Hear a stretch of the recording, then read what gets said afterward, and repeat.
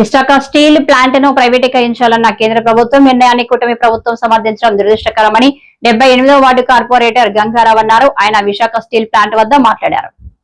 అలాగే Visakhapatnam steel plant లో పనిచేస్తున్నటువంటి కాంట్రాక్ట్ కార్మికులు, స్టీల్ ప్లాంట్ నిర్మాణానికి భూములు ఇచ్చినటువంటి నిర్వాసిత కుటుంబాల నుంచి పనిచేస్తున్నటువంటి కాంట్రాక్ట్ కార్మికుల్ని సుమారు 5,000 మందిని నిర్దాక్షిణ్యంగా కేంద్ర బీజేపీ ప్రభుత్వం, రాష్ట్రంలో చంద్రబాబు నాయుడు కూటమి ప్రభుత్వం ఇద్దరు కలిసి కుట్ర చేసి వీళ్ళని తొలగించడం జరిగింది.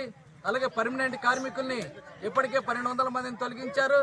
మరో 1000 మందిని తొలగించడానికి సిద్ధం చేశారు. స్కూళ్ళని, విమల విద్యాలయం లాంటి స్కూల్ని మూసేశారు. అలాగే కేంద్రీయ విద్యాలయం స్కూల్లో కొన్ని తరగతులను మూసేశారు.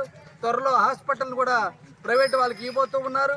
పార్కులు, క్వార్టర్స్ ఇలాంటివన్నీ కూడా ప్రైవేట్ వాళ్ళకి ఇచ్చేయాలనేటువంటి కుట్ర అనేటువంటిది చంద్రబాబు నాయుడు కూటమి ప్రభుత్వం వేగవంతం చేసింది.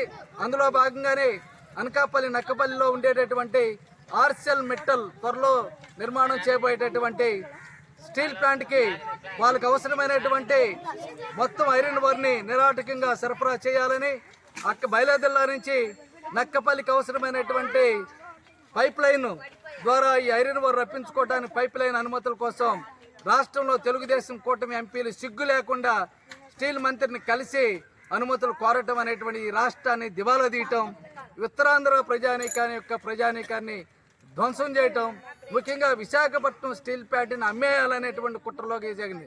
దురదృష్టం ఏమిటంటే విశాఖపట్నం పార్లమెంట్ సభ్యులుగా ఉండే శ్రీభరత్ గారు, అలాగే ఉత్తరాంధ్రలో ఎంపీగా గెలిచి ఈరోజు విమానశాఖ మంత్రిగా ఉండేటువంటి రామ్మోహన్ నాయుడు గారు ఇద్దరు కలిసి వారి నాయకత్వంలో వెళ్ళి స్టీల్ మంత్రిని కలిసి మిట్టలకి సకల సదుపాయాలు కల్పించాలని కోరటం అంటే విశాఖపట్నం స్టీల్ ప్లాంట్ని ధ్వంసం చేయటం, దాన్ని అమ్మేయటం అనేటువంటిది అని మేము భావిస్తూ ఉన్నాం. విశాఖ పార్లమెంటు సభ్యుడిగా శ్రీభరత్కి కొనసాగే నైతిక అర్హత లేదు. ఎన్నికలకు ముందు అందరు కాళ్ళు ఏళ్లు పెట్టుకొని నేను విశాఖపట్నం స్టీల్ ప్లాంట్ను రక్షిస్తాను, దాని ప్రైవేటీకరణ కాకుండా ప్రభుత్వ రంగంలో కొనసాగించే ప్రకటన చేస్తానన్నారు. కానీ పార్లమెంట్లో ఆయన ముందే స్టీల్ మంత్రి, ఉప మంత్రి విశాఖపట్నం స్టీల్ ప్లాంట్ని అమ్మేస్తామంటే నోరు లేకుండా అలా కూర్చొని ఒక్క మాట కూడా మాట్లాడకుండా విశాఖపట్నాన్ని అమ్మకానికి మద్దతు ఇచ్చినట్లు విశాఖ పార్లమెంటు సభ్యుడు వ్యవహరించడం అనేటువంటిది చాలా సిగ్గుసేటైంది.